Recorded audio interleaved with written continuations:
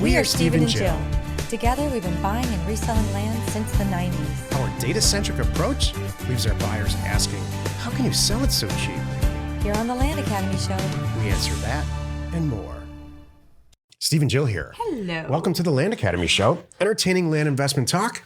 I'm Stephen Jack Pitala. And I'm Jill DeWitt, broadcasting from sunny Southern California. It's empty Southern California. Empty, beach, quiet, sunny Southern California. Today, Jill and I talk about selling land online in 1994 versus 2020. Yeah. It's like night and day. I think it's funny. I think people thought that you were nuts then. Yep. And people still think we're nuts now. And we're going to explain how it works. Well, I'll tell you, here's a spoiler. Everything's going to be bought and sold online forever now. Mm-hmm. With this virus. Everybody's at home buying stuff and having it delivered. So land is no different. Yep. Like it or not, it's here to stay. Before we get into it, though, let's take a question posted by one of our members on the landinvestors.com online community. It's free. Ricky wrote, I have recently inherited a plot of land and have received an offer for it. However, after looking at the parcel information online, the offer I was given appears to have undershot the land's true value, or at least what the value on the website was. I was wondering if there was a way to get a better idea what my land is actually worth. Thanks. So is this really someone that is he a member that is asked? This can't be a member. I included this because this is a good glimpse in the mind of a seller. Okay. So a seller receives, this is a very typical situation for all of us here at Land Academy. This person's not a member. They Googled and land. they found us. They found land investors. Okay. And they're like going, hey, all you guys, hey, all y'all, how do you guys value land? I mean, the chances are they received an offer for it. From one of us. From somebody in Land Academy. So this is what happens. Mm-hmm. This person inherited a piece of property. They got an offer for it in the mail. Mm-hmm. And they started poking around online to see if it was a good offer. And so he says, and he looked it up, and his price matters to him. Not like most people. Price matters, but is it the first thing? We don't know. And he found out it's a little bit lower than probably what it should be. Ding, ding. Maybe it's not. Here's my other experience. Maybe because he could be looking in that county and go priced high to low and think, well, because mine has this attribute, right? People think I'll think our asset is priceless, because he could be thinking that his is worth at least that, if not more. That's what I think people do all the time. I'm not kidding. Think about the houses. How many people this is a house academy thing, and if you do houses, you know how this goes. Well, the house across the street sold for $400,000, and boy, they don't have the covered patio like I do. So mine should be $420. Hold on, everybody. So let's this is very helpful for a lot of people that are brand new, Jill, or not members yet. Mm-hmm. What do you tell that Ricky? You're the buyer. You're the person who sent the letter out. Ricky calls you back and says, hey, I do want to sell my property. I inherited it. I'd love to turn it into cash, but it's low. Can you do any better? What do you tell him? This is kind of my business. This is how we do it. I buy and resell land. Could you go and take pictures and get a drone and make a website and put some ads out there and market it and answer the phone and do all that and probably get more money? Sure, you could. That's a way to do it. Or even hire an agent, pay him a commission if someone would take it on, depending on the property. May or may not take it on if it's a small thing and they don't get excited about a $600 commission. So, or you can get cash from me on Tuesday at this price and I'll do all the work. Oh, okay. I see where you're going with that, Jill. Yeah. Yeah. I mean, my version of it is this, and the net effect is the same. Yeah, it's cheaper, Ricky. It's cheaper. I sent you an offer because it's a matter of convenience. Mm-hmm. That's the old gallon of milk example. Mm-hmm.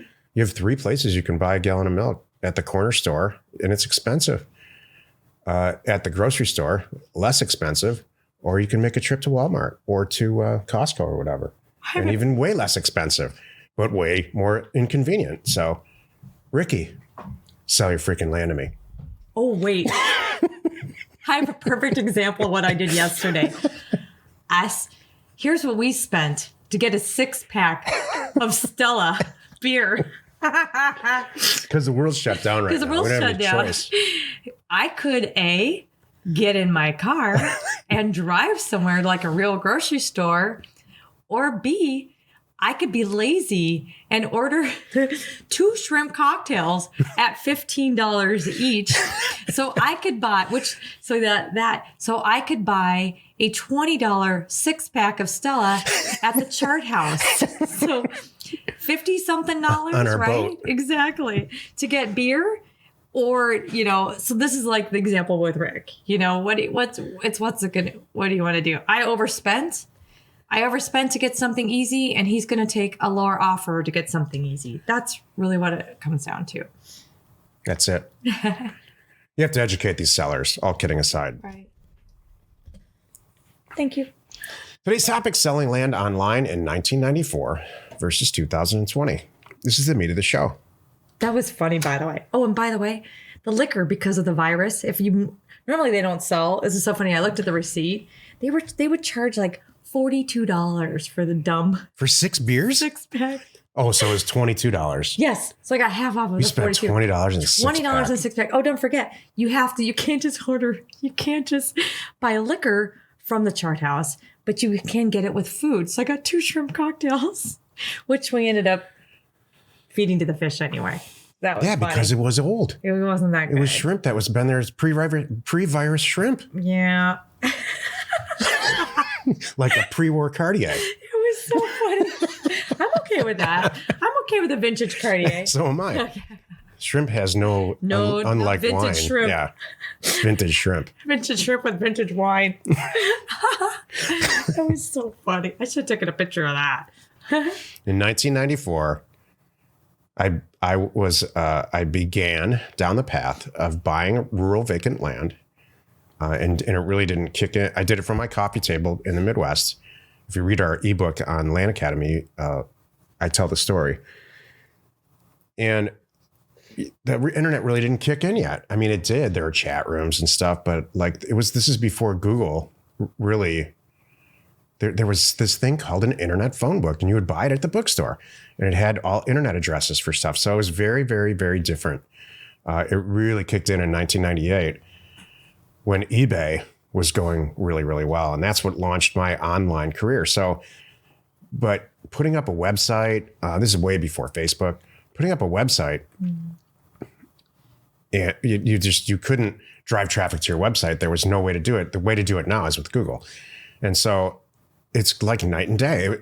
My whole point to this and I'm sure Jill's got a lot to say, the more sophisticated and the more control we all have online to sell our stuff as time goes on, the better off we do. We had no control back then. Let me attempt to save this show. And I'm going to interview you. Okay. Let's do this. I got a better way here. It's going to be way more entertaining than whatever that was. It was hard then. It's easy now. Okay. I'm just teasing you, though. That's the show. I'm teasing. Yeah. Okay. No, yeah. I know. Okay, good. All right. So, I can take it. So the whole, because this is, we together wrote our topics this week. Thank you. And I'm really interested in this. And it's funny because people still look at us cross-eyed like, what do you mean you buy and sell land online? And then when you hear that it goes back that far, they're like, wait a minute. But I'm jumping ahead, but the point is, look at what's happening right now today. People are doing virtual walkthroughs of houses. So this whole buying and selling land online, which seemed crazy to some people even a year ago, not so crazy. Yeah. So what's great about it is we've got 25 plus years with you experience of buying and selling land online, which is the greatest thing on the planet. Yep. So you can, and that's what I know why we do so well, because, we can truthfully say, yeah, we tried that didn't work. And yeah, we tried that didn't work, but this works kind of thing. We've done it all, not just the selling land part, but with the direct mail, how to formulate these letters, what you really need to start a business like ours, what's fluff you don't need, like business cards or an office, things like that. So I want to ask you, so back in 94, was let's let's just say 2000. Let's say yeah. Let's say 2000. 98, 2000, yeah. 2000, you walk into our favorite establishment in Scottsdale. I just meet you. And I go, so what do you do? How do you answer it? I would really like to know how you answered it then. And Back then, yeah. I buy real estate and resell it online. And then what was the look? They're like, what? Okay, that's a scam. Oh. And then if you get into it a little bit further, it's all some version of, well, why would anyone want to buy a property way out there? That's worthless. You're probably not telling the truth for it to be successful, and this is driving around in expensive cars too. So it's like, it just never jives with people, and then if they get into it, if they're in real estate already and they sort of get it, their first question, it becomes a line of questioning. Well, all right, I want to dig deep into this. Do you buy it online? Oh, no, I don't buy land online at all, ever. I buy it traditionally and then resell it online for more. And you can start to see the vast majority, 98% of the people are out of the conversation at this point because they don't get it. Even now, buy into it? Even now, they're just like, what are you talking about? Like, is it like they don't agree with it or they don't understand it back then? It's the same now. It's too hard for them to comprehend. I think now it's the same conversation, by the way, with cars. If you say you buy cars and sell them online, their comments are, this is mostly for men. How could you, something's wrong with it? How can you don't know what you're getting. So, and it becomes that. But the biggest comment I get from intelligent people is, do you buy it online too? No. We buy it through normal channels. Which was then. Yeah, and now. Exactly. And then sell it online. And so, I don't know. It's not a hard concept for me to grasp. And I remember having this first conversation with you like it was yesterday about this. And it wasn't hard for you to grasp. Mm-mm. You were on board from second one. And I don't know if it was me or what, but, Jill, I've never had to explain anything to you when it comes to this. How to do a deed. You were just born with it. Thank you. You know what I think? Sometimes I think people can grasp buying and selling something that you can't hold in your hand. I've always been able to grasp that. So this might be kind of a stretch, but like online education, it's kind of interesting. But I remember one of the years ago, I worked at University of Phoenix. And when I worked at University of Phoenix at the time, it was kind of an okay thing. And now, look at it now, by the way. Now we're doing elementary school online because we have to. Yeah. So I can't wait to see what changes are coming with that. Physical therapy online. Physical therapy online. How can you do physical therapy online? There's amazing things. I told my kid, I'm like, I don't think we need a gym anymore. I'm getting just as good a workout in my living room, and I'm watching my normal girl. And she's going through the normal steps. Yeah, I got to get a few more maybe equipment things. Big deal. I can get some more bands and stuff like that. Yeah. But which you'll buy online. Which I'll buy online. Do I really need to go to a gym? I don't know. So, but I think some people can nowadays more than ever. But what I was saying with University of Phoenix, I remember back when this whole they called it distance learning back like in the, was it 80s or 90s? It had to be 90s when, what's his face? I can't think of his name right now. The guy who's frozen cryogenically. Shoot, I can't think of his name. You know who I'm talking about. Ted Williams, but that has everything to do with this. Right. I know who you mean. But yes, the guy who started it, everybody thought he was nuts. There's a word for this, what I'm about to describe, and I don't know the word. Somebody will, I'm sure, email it to me. When you look at financial statements, you look at an income statement and a balance sheet, and it's on paper for a company that's, a country away or a state away, and you understand that most of us on this call, or all of us in this group understand this, that these papers, the information on these papers apply to this company somewhere. Maybe 50 or 60% of the people in the world understand that. The other 50 to 40% of the people have to do what you just said. It has to be in front of them. Mm-hmm. They can't apply the concept of this information applies to this thing over here.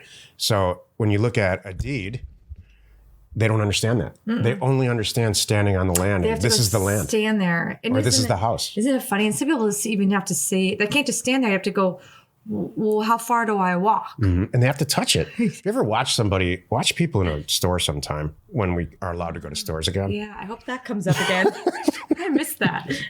There are certain people that have to touch everything. So, Yeah. Especially a store like 99-cent store? no, like a Goodwill? houseware store. Oh. Like furniture, not like you know what I mean? What's that store you like? Oh, it's like a Home Goods. Home Goods. I like they that got decorations and crap for, it's not for men. I love that store. And so if you watch women just kind of slowly sauntering around, going shopping. You take the sheet. Touch it. You got to feel it. I know it says, 800 thread count, but I still have to feel it. I got to slide my hand in there somehow just to make sure it's... Slide? Do you really? Yes. You will do that. I don't usually do that. But I see people that are like, I have to feel it. I don't have to touch it at all. But they do. You're right. I do. I gotta admit, I pick up like hand towel, like bath towels, hand towels. I'm like, are they that cool? I want the cushiest ones. That's what There are some people that, and I'm not knocking. I don't. You know what? If you're one of these people, I'm sure you're not listening to this show. I'm sure of it. So back to the point, selling property online is just a natural extension of everything else that I always do anyway. Isn't it funny? My only notes are people thought it was nuts then. And people think it's nuts now. And they still think it's nuts now. But what's happening now is they're like, oh, wait a minute. Maybe it's not so crazy. They're coming around because they have no other choice. Yep. That's the reality. I'm sick of this. Yay, now I can work remotely. I've always hated going to the office. I'm sick of this traffic. I live in this stupid city, whatever it is. Sound like me. Yeah. That's how I wake up every day. True. That's right. That's where I got it. That was him an hour ago. Anyway. So you and your dumb beach. That was the only thing. So there we go. That happens often. That's Yes, a conversation in this house all the time. Exactly. You know how much this costs us? Anyway. So where was I going with that? So those people are saying, right, here's the conversation a lot of people are having right now. And now I got to shelter at home. Great. Well, you know what? I'd rather shelter at home on my 5 acres on the cabin on the hillside. Because you know what? My life would be better and work would be no change. So now how do I get the 5 acres? It's hard to argue with that. Thank you. Actually, there's a future... There's somebody that put it's going to happen 2 or 3 episodes from now, where somebody got contacted by somebody at land.com, a salesperson from Land, that said their traffic is like 11% up. I love it. So what you said is not, that's another thing I want to make before we end this. In 1994, 1998, or 2000, it was all guessing. Everything was like, I'm going to put this website up. And how do you even put a website up? This is before YouTube. So you have to get a book, or you had to have a friend who knows HTML back then. Now you just go on YouTube and it's easy. But it was all guessing. I don't know how much traffic my website's getting.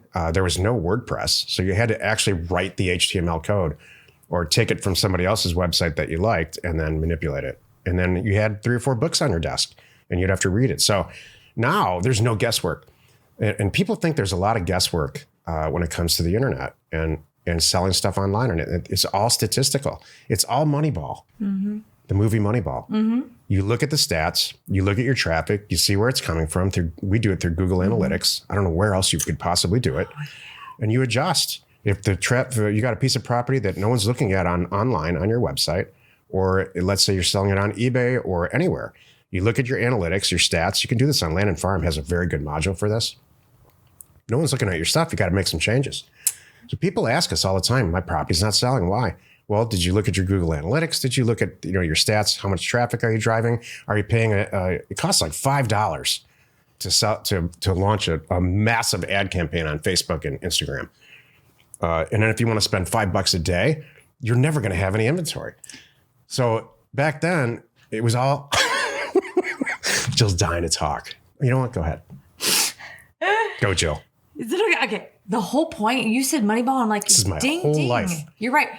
Whole life is like this. I can tell everyone the secret. I can tell you exactly what is missing. There's one thing that is missing from the people that get the data and that don't get the data and are making bad decisions. You know what it is? Analytics. Nope. They can't get out. They can't get out of their own heads.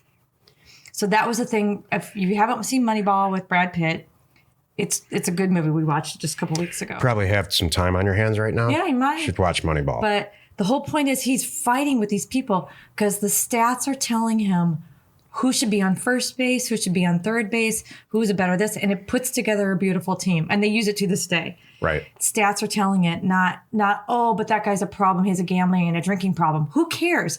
He's drunk half the time. He still does better than that guy. Play baseball drunk. Just hit your numbers. Exactly. So they couldn't get out of those guys, those older guys couldn't get out of their own heads, their own preconceived notions. And that still happens today with us too. Like, I'll never forget a long time ago when Luke Smith first joined. This was 5 years ago, maybe. Yeah.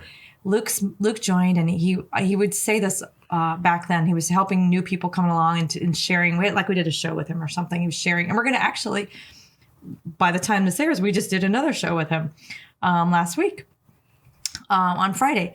But the thing that Luke said that helped him the most to be where he is and do so well with land is getting out of his own head. He said, I looked at the Land Academy program. I saw the way you guys spelled it all out. Some of the stuff did not make sense to me. But I just said, you know what? I'm going to trust in this. I'm going to follow these guys and see what happens. He says, you know what? And they were right. That's it. So that's the same with the Moneyball thing. And a lot of, I don't know how, now I'm not sure how this, I guess it ties into people can't get out of their own head that you can do this. I mean, if you're not if you're not a data or an analytics type person, this type of business, and it's not just buying and selling land or just owning a business, is not for you. You have to look at the analytics and adjust constantly. And it's 2020 now, and next year it'll be different. Next year there'll be some, TikTok's all the rage right now. Speaking of Luke, he's selling property. We don't personally do that yet, but it's going to be something else. Someplace else you can look at analytics and make some changes. I completely agree. There's no mystery in this. It's probably, I'm guessing, 95% predictable what's going to happen on the acquisition and on the sell side. Yep. Well, you said no guessing? It's predictable. There's a predictable and consistent outcomes happen when you look at analytics. It's just without any emotion. That's the best part. You don't have to think about it. You don't have to trust your gut. The numbers will tell you. That's it. Thank you. Happy you could join us today. Every Monday, Wednesday, and Friday, we are right here on the Land Academy Show. Tuesdays and Thursdays, we are next door on the House Academy Show. Tomorrow, the episode on the House Academy Show is called Finding Landlord Cash Buyers in Any Zip Code. How to do it. You are not alone in your real estate ambition. Not. That show's not on anymore. No. I'm just our little jingle thing. It was a loosely, never mind. What the heck? Sweetheart, what are you talking about? The little break, the little blip that goes in there between the show and the after show. It's absolutely in there. You just can't hear it when we record. I know that. And I was repeating it in my head. Oh. Because I was there we go. Now I was catching on. I was a bird. I thought there was somebody skating by down below the wall. It's so funny. Every now and then someone behind us sneaks by. And there's guys are just blatantly just walking because the rules don't apply to them. I'm going to be honest. We cheer them on. I do. Exactly. And I should be out there. I just don't want to get in trouble because I don't think the rules really apply to us either. Jill and I have, just for fun, because we're not rule followers in general. For whatever reason, the people on the TV told us it's okay to go out on the boat. We can't go on the beach because the people on TV told us not. We can't, but they told us it's okay to go on the boat. So anybody who has a boat or in this marina here, they've treated it as the beach. Yep. So I don't know how it's any different, but it's the greatest thing. The people on the TV will eventually tell us it's okay. Exactly. Hopefully soon. The Land Academy Show remains commercial free for you, our loyal listener. So wherever you're watching, wherever you're listening, please subscribe and rate us there. We are Steve and Jill. Information and inspiration to buy undervalued property.